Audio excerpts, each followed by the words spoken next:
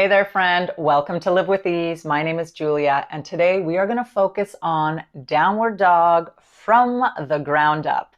We're going to focus on exploring and embodying the movements of downward dog with ease so that we can find more joy in the posture and so that it feels more enjoyable and accessible, because it can be quite a challenging posture, but it doesn't have to be. So we are going to play with different ways, or again, explore from the ground up, finding that foundation. So again, finding the ease, gentleness, and pleasure in the posture.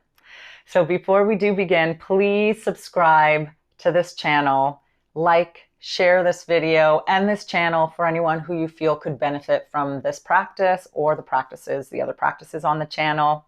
Now you can pause this video, get into your yoga cozies, and let's get a barking. Who let the dogs out? Whoa, whoa, whoa, whoa, whoa. Downward dog.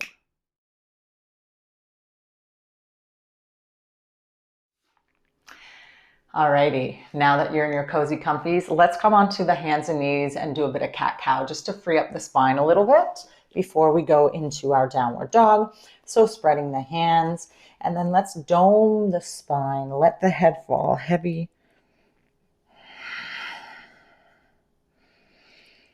And then moving the spine in the opposite direction. Nice long spine, avoiding any compressing in the neck and the low spine. Nice long spine. Good. And then this time, as you dome the spine, send the pelvis to the heels. Bend the elbows and scoop through that extended spine. Yeah, inhale as you dome the spine, send the pelvis to the heels. Exhale, scoop through. Let the head be a silent passenger and come along for the ride. Good. Nice. Good. And then from here, let's extend that right leg back, curl the toes under, and just roll along the ball of the foot.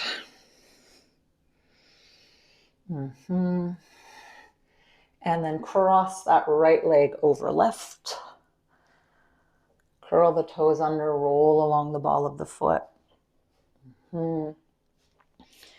Yeah. And then taking that right leg out to the side. And then you can shift your pelvis towards your heels. You can flex and point the foot. Just waking up the hamstrings a little bit and the inner thigh. Delish. Good. And then send that leg back, shake it out. Yeah, let's do the other leg, extending that left leg back, curl the toes under, roll along the ball of the foot. Really allow the heel to extend back behind you and then forward as you roll along the ball of the foot and the toes. Good. And then crossing that left leg over the right. Roll along the ball of the foot. Nice. And then bringing that left leg out to its own side. Again, play around with shifting the pelvis towards the heels, flexing and pointing the foot.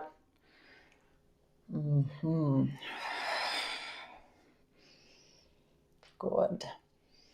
And then when you're satisfied with that, let's take that left leg back, give it a good shake. And we'll start to build our downward dog. So what we're going to think about is how to utilize the power of the lower body in downward dog so that we get out of the hands and, the strain and the pressure on our shoulders and our arms. We're going to think of them more as support. So rather than effort. Okay, so this is all about finding ease. So you're going to curl your toes under, and then you're just going to start by shifting the weight of the pelvis back towards the heels a few times and off.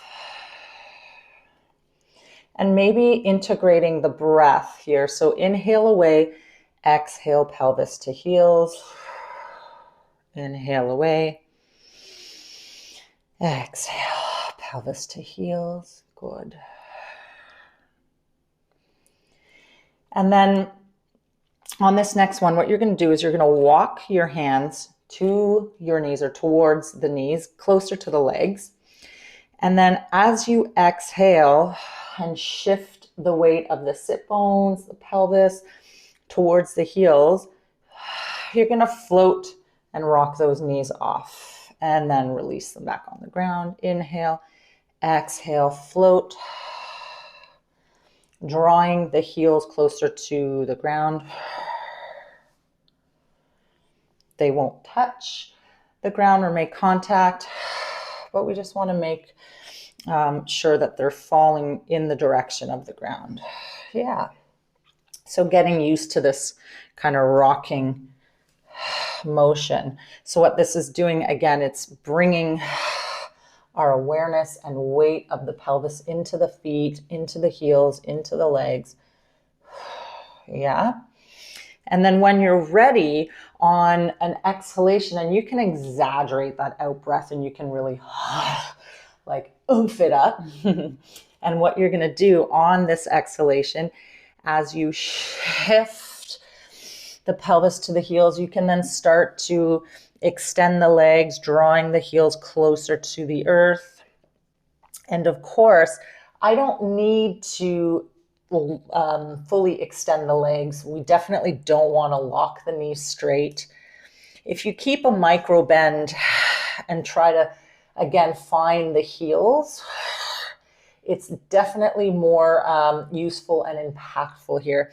Again, what it encourages me to do is to shift more of the weight bearing in the lower body where I'm built for power.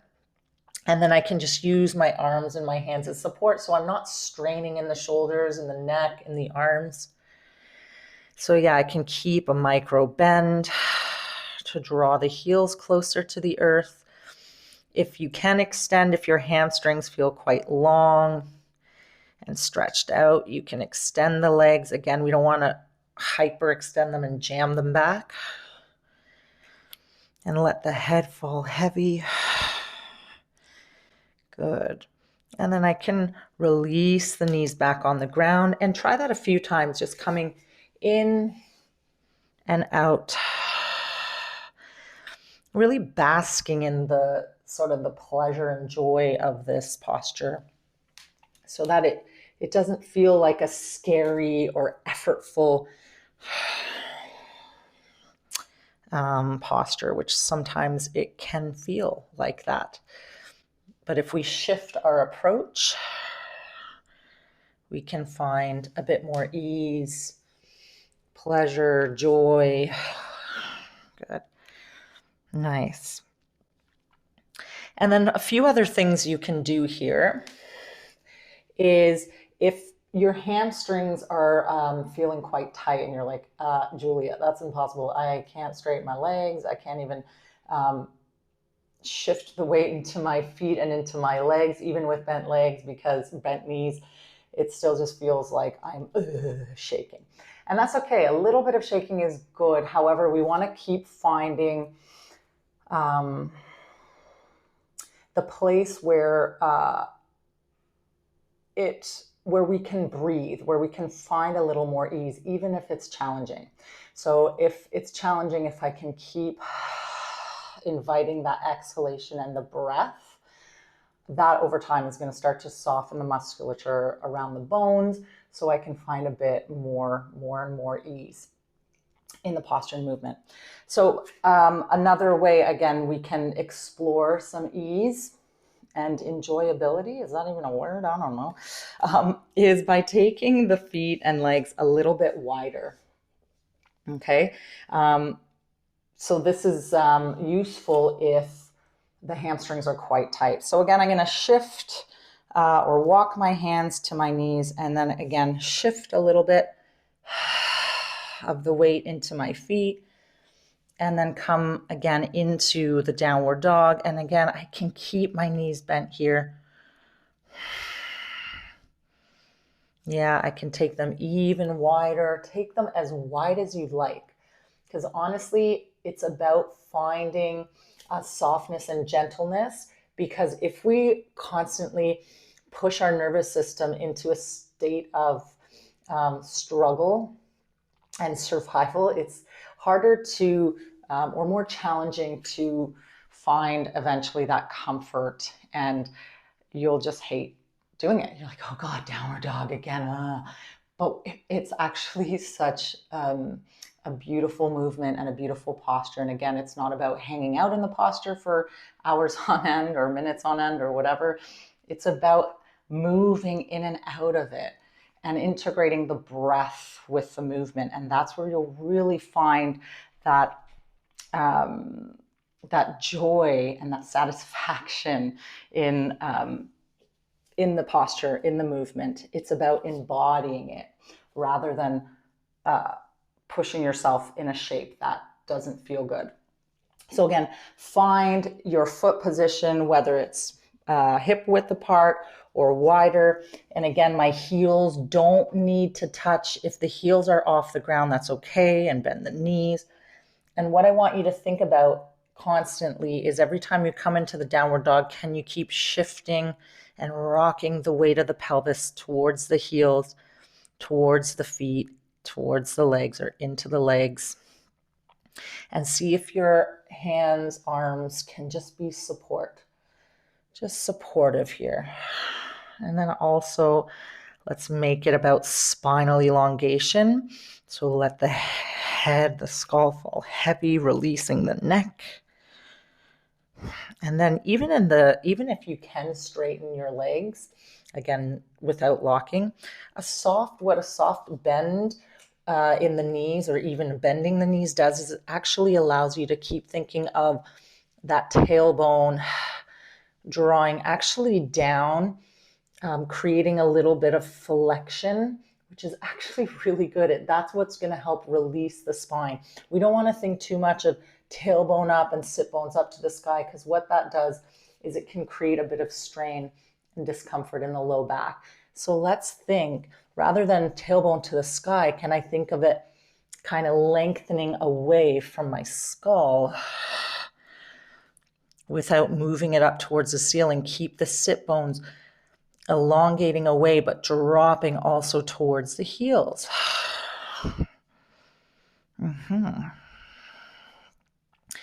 Good. And then another way we can move into downward dog, if you don't enjoy it with the hands on the ground and rocking into the posture, you can always come to standing or start from standing.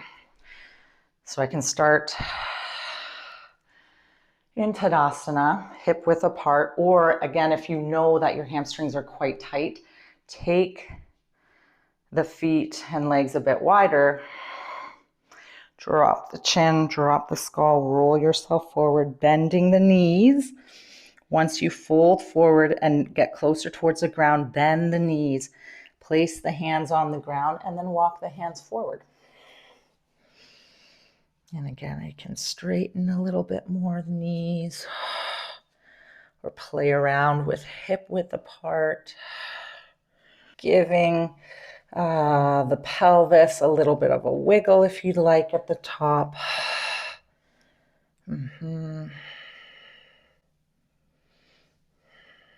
It also might feel nice to pedal the feet a little bit here. If it feels good to hang out in your dog for a little bit, yeah, keep checking in with shifting the weight of the pelvis to the feet, to the heels. Yeah, so bending one knee, lifting the heel, and then the other. Yeah, good. And again, a little wiggle of the pelvis, wiggle of the skull.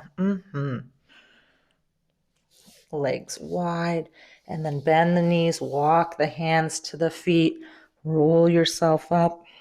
And this is so juicy and delicious for the spine. Yeah, your spine will love you. Rolling down, bend the knees, walk forward. So take your time to play with downward dog here. You can then lower the knees, walk the hands closer, shift.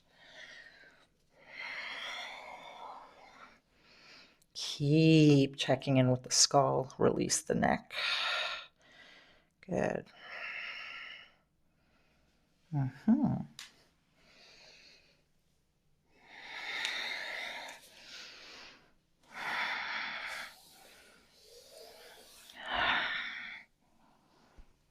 Nice.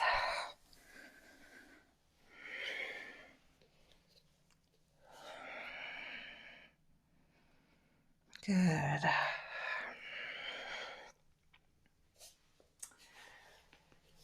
And there you have it. That's your downward dog. And that's the way, again, we can find downward dog with a little more ease and joy.